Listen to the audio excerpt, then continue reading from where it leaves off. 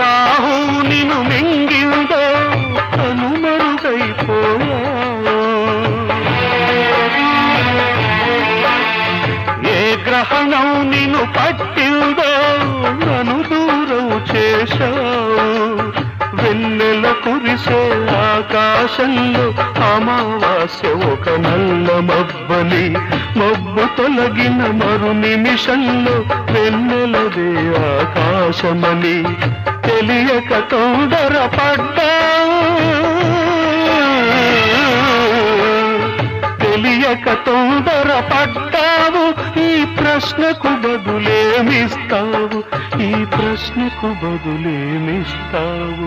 ఒకసారి నువ్వు రావాలి, ఒక మాటనే చెప్పాలి, నీతో మాట చెప్పిపోవాలి.